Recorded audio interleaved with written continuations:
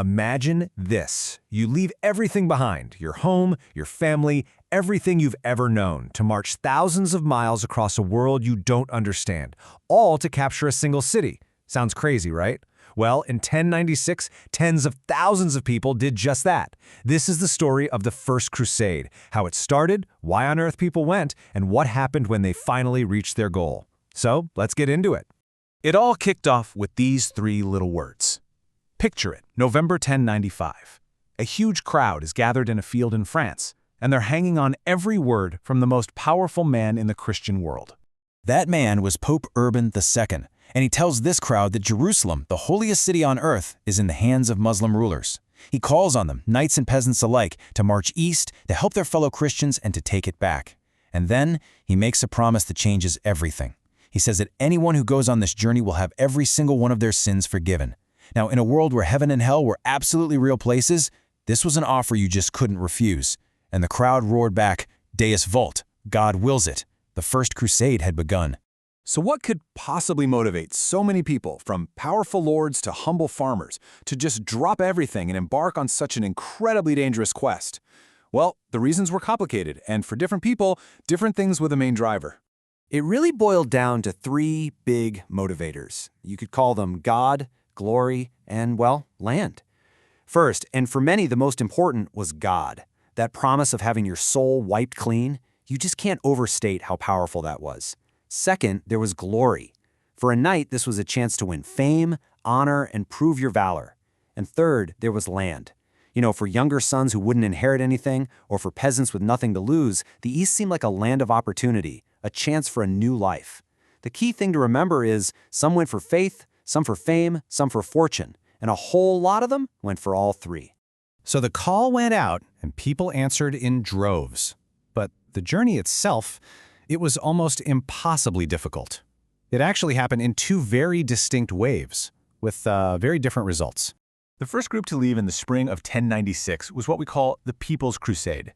It was led by a preacher named Peter the Hermit, and it was mostly an army of ordinary people, peasants. They were absolutely full of passion, but they had very few weapons, almost no supplies, and zero training. It did not end well. They were basically wiped out in Turkey. But the main event, the Prince's Crusade, that left later in August. Now this was the real deal, a professional army of knights and soldiers led by some of Europe's most battle-hardened commanders. And their journey was just immense. We're talking about 3,000 miles from France to Jerusalem. To put that in perspective, that's like walking from London all the way to Moscow and then keeping going. They faced starvation, disease, and constant attack the entire way. About 35,000 soldiers set out on that Prince's Crusade. And here's the staggering thing, most of them would never make it home. The journey itself claimed thousands of lives before they even saw a major battle. And what a battle they faced! The massive city of Antioch was one of their biggest obstacles. The siege to take it lasted a brutal 8 months. The Crusaders were starving outside the walls, and then, get this, once they finally got inside, they were immediately trapped and besieged themselves by an army that had come to relieve the city. Honestly, their survival was nothing short of miraculous, fueled by just sheer will and this unshakable belief that they were on a mission from God.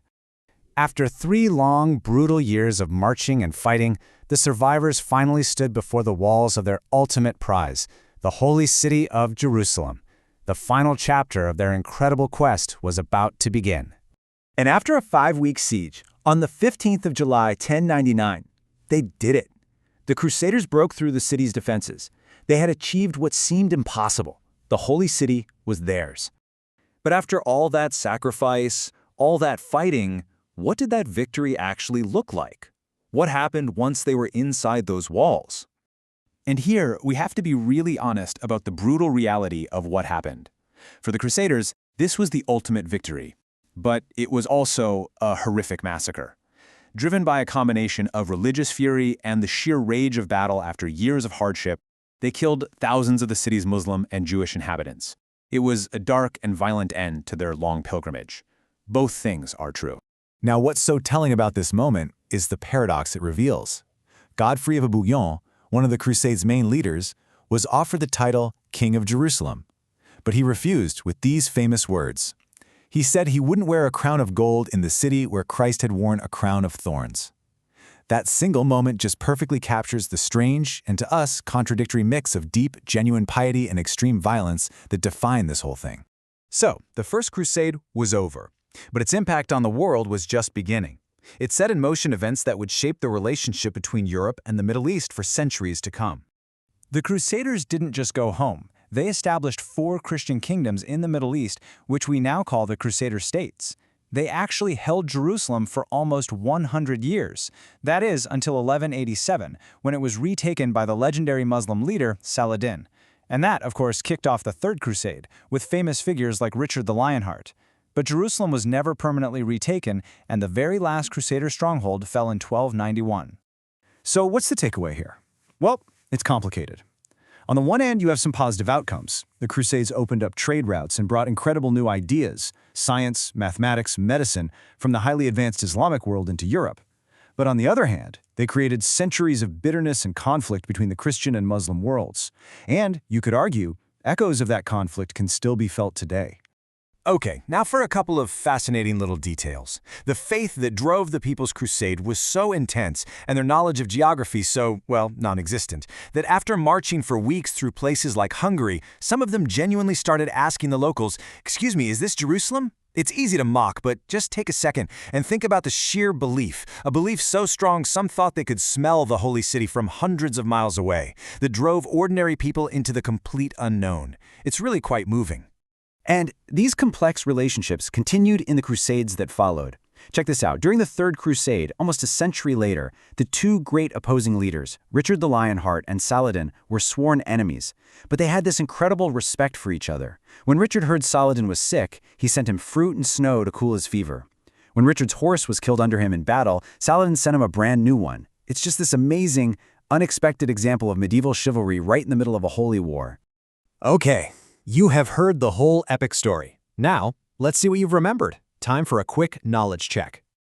Question 1. What did Pope Urban II call for at the Council of Clermont in 1095? He called for a crusade to help Eastern Christians and to recapture Jerusalem. Question 2. What happened to the People's Crusade of 1096? It was that peasant army that was basically massacred in Turkey before it even got close to the Holy Land. Question 3. On what date did the Crusaders capture Jerusalem? They finally captured the city on July 15, 1099. Question 4. Why did Godfrey of Bouillon refuse the title King of Jerusalem? Because he famously said he would not wear a crown of gold where Christ had worn a crown of thorns. And finally, question 5. What was a key positive long-term consequence of the Crusades? A big one was the opening of new trade routes and the flow of scientific and mathematical knowledge into Europe. So there you have it, the epic, complex, and world-changing story of the First Crusade. Join us next time when we take a look at one of England's most infamous kings, King John. Was he really as bad as everyone says? Spoiler alert, mostly yes. See you then.